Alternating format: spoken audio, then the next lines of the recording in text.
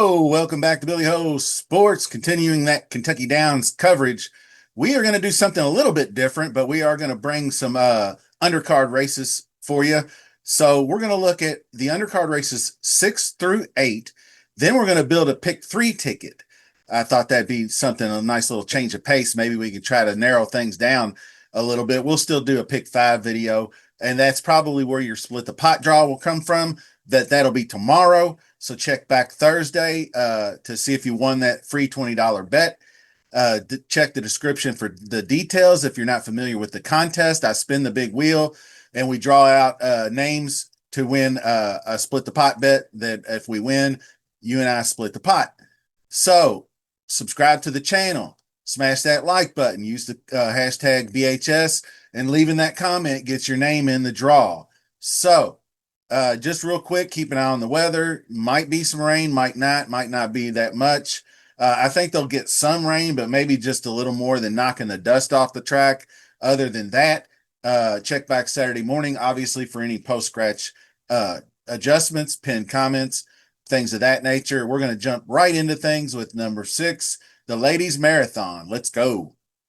The Ladies Marathon is a mile and 5/16. Grade 3 affair for fillies and mares 3 years old and upward. We're going to start with Ira Stark, and this one I didn't spend a lot of time looking at. Did spend her early days in Argentina, now in the U.S., hasn't really competed quite yet on this level. Probably should be running over at Colonial Downs this weekend in one of those races, since our first two turf affairs were good results at Colonial Downs. So maybe she's cross-entered. I didn't look to be sure, but sometimes they do cross enter and then pick out the race they want to go. So so I might look over there if she's running there, but not here. Way to Be Marie's one I've used before in the past, usually gets decent value. Did go back-to-back favorites, winning one of the two minor league stakes, beaten favorite in the Gallarette, which is no bueno. Then a mile on the inner turf, fifth just by a length back in the Della Rose, but that was kind of restricted company. So I don't think her class is there. So I'm probably going to pass on her. I'd give her a shot stretching out, might hit the board. But this one's one of my favorites here coming in. Beach Bomb. Just the early speed looks pretty solid here for this one. I think in these marathon races, it's less likely that there's a hot pace. So I think the early speed will hold, and you can see how good hers is. She can just wire to wire. So you give her a -22 pace and it's all over with. But even in the Beverly D, she just kind of got off to a bad start and just got too far back. I don't know. I can't really remember exactly what happened in that race, but I can forgive that effort. She just kind of flattened out down the stretch, but I think it's got a good chance to get things done here. Next up, Spanish Eye is another one that I think has got a very good chance. I was really high on her in the Beverly D, almost 6-1 odds, and she got to within a length and a half late. She kind of got a late start.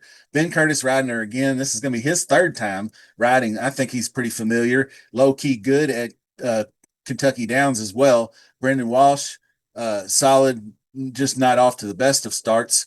You can see his records not really banging out here recently. But I really do like this horse. She raced at Dusseldorf, which has a similar setup to Kentucky Downs. She ran really well there. This was a little far back, but it was a mile and 3/8, very similar. Only lost by a length, and that was a Group 1. She's got Group 1 experience and success, so I give her a big chance in this one. Then you have Nadette, struggling in 2025 versus lesser company. Does reunite with Leparoux, who rode her last year at Kentucky Downs. But it wasn't really that great of a performance. Obviously, she only got to 6th place, lost 7.5 lengths in this race last year. So we're passing on to that.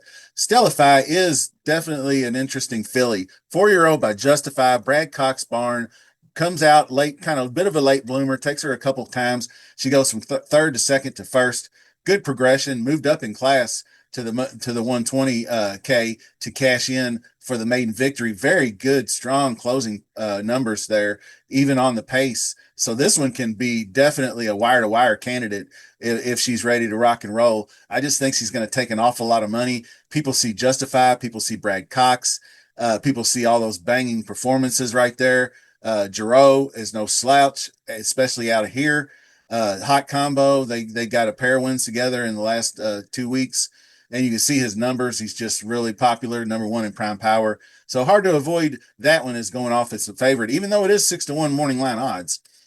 Duvet Day is 8-1. This one I think is going to get some look in the money type with upside, other than the late surge to win that last fall. And that Cardinal hasn't really had much winning success, as you can see by the past performances.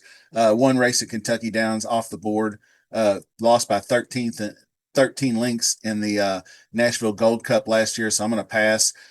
Meanwhile, I think Rapoli's stable coming in, Joe Sharp, Jose Ortiz, coming off a 7 length win at Kentucky Downs on the 28th, so not exactly a week, got about 10 days, a couple extra days off. This was the opening Thursday win and just drew off by 7, much the best. Really good surge right here at the top of the stretch to jump out by 4 lengths.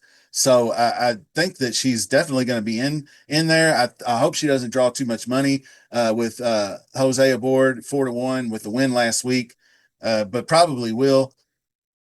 I think a definite must use. Boss Lady Bailey. Flavian Pratt hooks up with this one. Uh, I don't know if he was late to the party, but he doesn't seem to be on all the best mounts, that's for sure. 15-1 morning line, Mike Maker. We talked about his poor graded stakes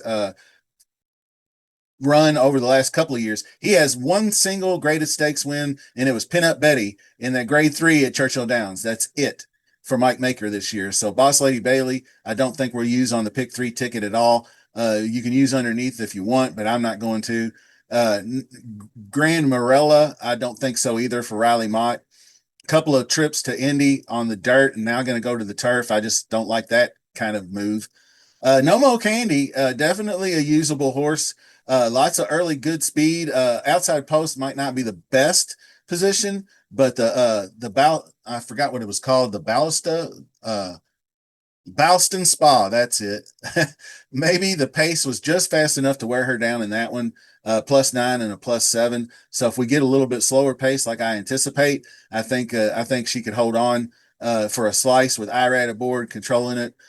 It's a good possibility there. But the race number 6 selections, if I was to make a bet, I'm going to take the number 3 Beach Bomb to win the race. Then maybe do a key box with the 4, 6, 8, and 11. And leg 1 is going to be spread 3, 4, 6, 8, 11. I believe those 5 horses. We'll cover that at the end, so stick around for that. But we're going 5 deep in leg 1. Then the race 7 is going to be the Mint Millie. And this one is going to be, I'm looking for a little faster pace here, going a mile. Got lots of early speed like last year's winner, Goliad. Flavian Pratt does get the good mount here. This one's 5-1 morning line. Hard to win the same race twice, 2 years in a row. So that's kind of tough. Did the old double dip action, won both races, you see 1.7 million earned, and I believe that 1.4 of that was at Kentucky Downs in those 2 races last year. So that pays for a horse right there, and good on Goliad for coming through for his connections, big time. You can see the sucker likes to be out front and running his ass off. So if he can get loose and has a good inside post, it could be looking at a slice at least. Major Dude looking for a slice. Solid all around horse in his own right. Uh, I always felt like he should go longer, like in the 11 furlong UN stakes where he led the way, dug in late, but just out finished. So a lot of these 1 mile races, I don't know, fit him exactly, but he was still pretty competitive in those races. You can see way down in the Fort Lauderdale Derby, that win came at 9 furlongs. So I think maybe the stretch out might do some good for the Pletcher horse. Number 3 is Cairo. This one's low key. If you're looking for a closer, this one can do it. Definitely didn't get the pace to run at in this one, but I went back and reviewed the race and he was coming around the bend there, but just ran into a little bit of traffic and had to bumped and steadied right here at the 3/16th pole. Then made a 4-5 wide bid, lost by 4 lengths to Fort Washington, but I think could flip the script on him here. I think that has some good one. Pointed back to this Goodwood race way back here, similar configuration. I think might benefit from maybe a firmer turf, honestly, because ran out and made Dean and on some good turf, but not really. We haven't seen him run on firm turf. So we'll see how it goes. 12-1 morning line looks pretty good there for me. So I'm going to be using that one. Air Recruit is the 4 horse, got good early speed as well. I'm not looking for early speed in this race, though. Maybe just needed to train, had some minor injuries, but you could see ran had a good effort in the futurity there back in 2023. Then threw in a clunker, but I mean that was the Breeders' Cup Juvenile Turf, and then just completely skipped over the 2024 season. And just like horse racing, you can't ever find news on horses anywhere. So I don't know if it was a training tool or if there was a minor injury or if anything happened, but it came back July 11th, just a month ago, is won back-to-back races on the turf. So that's going to be interesting. I think might take some money too. I'm not really sure though, but people will look at those 2 wins coming into July at 2 different tracks and be like, okay, looks good to me. But then you have Spirit of St. Louis 6-1. That's Chad Brown and Manny Franco. Didn't fare well at the Spa. Back-to-back Grade One outings were probably a little disappointing, especially the beaten favorite in the Manhattan deterministic. They just housed them right there, and could not handle that fast pace trying to press. So this one may not like the a faster pace, which we're liable to see in this race. Interestingly enough, um, the horse did win the Pegasus World Cup Invitational in a fast pace, closed hard on that one. So sometimes it's a hit and miss game, I guess. But I mean, the horse like Medaglia del Oro is a grinder. You got Lemon Drop Kid on the other side, a presser. I think this horse will be in the mix for sure. Swift Delivery, not seeing it. Back-to-back wins on the Woodbines, all weather. 0 for 5 at this distance with a second and 2/3. Tough to back in with so many other proven horses. So we're going to get on to Birdie. Brilliant Birdie, as usual.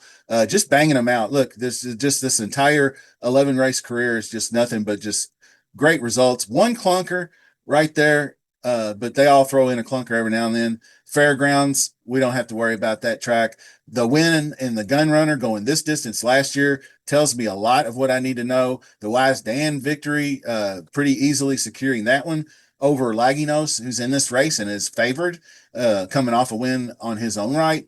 This is going to be my key box horse, my win pick, Brilliant Birdie. Steel Sunshine is kind of a horse I rooted for, low key, good value. Really popped on the turf the first time out, or technically it's the second turf race, but first in a long time, first since I've seen it. You can't even see it in the last 10 races or whatever. But this one was a really good close to neck.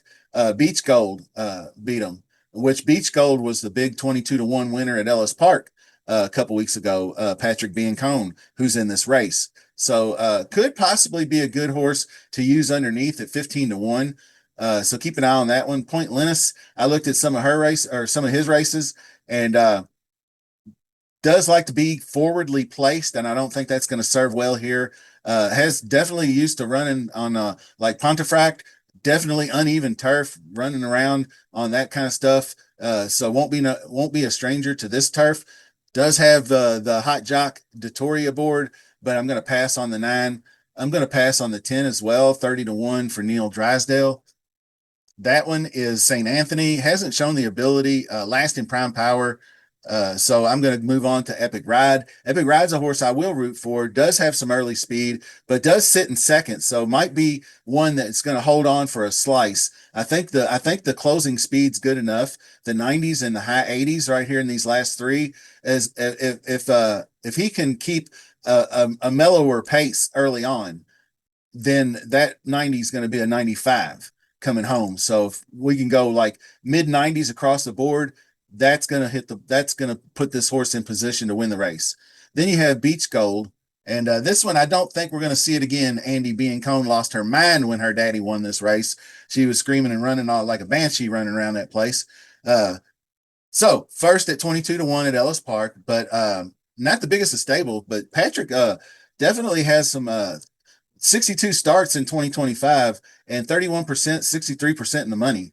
So probably want to use underneath if you think that it's got the chops to keep going. Did take quite a few maiden efforts to get a win. But once the win came, seemed like it was contagious because got 3 straight wins coming into this race. So people will notice that. I don't like the jockey, Keith Asmussen. So maybe that's one reason why I'll probably pass. Anyway, Laggy Nose, my dude. finally got the win in the Tappet. That was a restricted race, but 500K going a mile 70 and won convincingly going away. So driving rated well, Jose aboard coming back on. I think this horse has a good chance to repeat the effort. Maybe the win finally will trigger something because the horse has just been so close in these third place finishes, competitive in these races, but just can't seem to get that closing kick going home. Like the 4-star Dave, a little bit too over his head in that one with deterministic and others. But that one was a drop in class significantly. The 102 is a big time. So gonna have his work cut out for him. Outside post, tough too. Tough to win back to back in a week and a half at Kentucky Downs. But we're going to use Laginos underneath so far. But in 11 races at this distance, posts 1 through 7 have dominated. So as much as I do like Laginos, I don't think he should be first in prime power with these other horses. The only horse he really beat in that race was Cameo Performance, which is all right. But use underneath. Spirit and Birdie look better. Goliad is a horse for course and distance specialist. Doubt he wins this race again, though. But the race number 7, I'm taking Brilliant Birdie for the win, the key box. Then I'm using 1, 3, 11, and 13 underneath. We'll call number 3 Cairo a value play. So that one can be definitely used underneath. And we'll round things out with race number 8, the Gun Runner. So we're going a mile on the turf. And I do have a best bet type situation here. We're going to go with number 1, Namaron.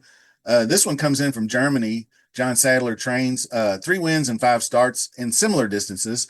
May 25th at Baden-Baden was a Euro odd configuration, so Kentucky Downs won't be a surprise.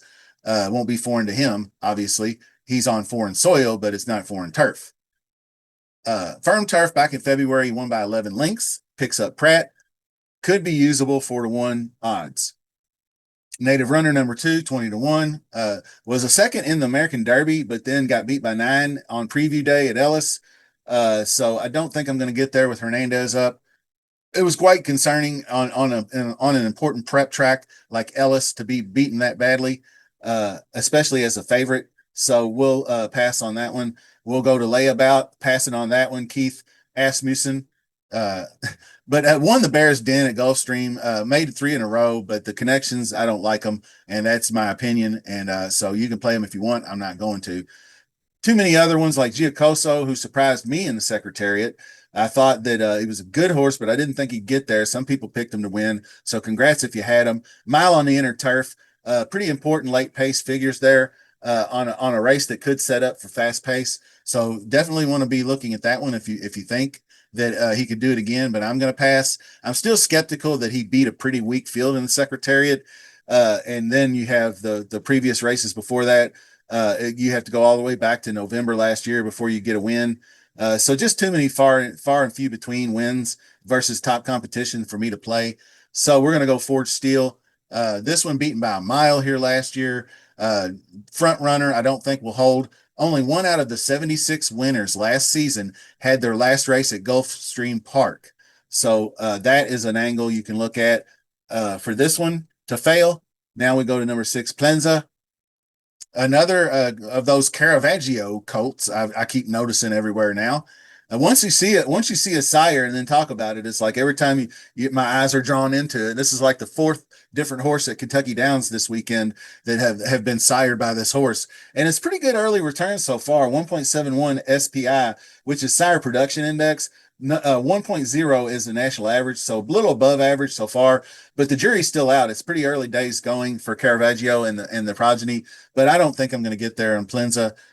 Not over his head, I don't think. Ran a respectable 3rd, but really just lightly raced, so experience matters. This is the one I'm going to have locked in for the single. Back-to-back 100 numbers, even though they didn't win. It was against the top of the competition. Look at these 3-year-olds on the turf. Zulu Kingdom, test score, finished 3rd. Test score, world beater, Luther.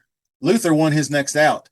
Only lost by 2 lengths. Then you had world beater, test score, Jaweiler, only lost by 3 lengths. So this tells me Irad aboard I really like this horse shaping up. Has experience and over here running on uneven turf in some of these. Right, you could look at all the wins going a mile. The Salisbury win, the Ascot second place, Doncaster win. So this one, number one with a bullet, New Century.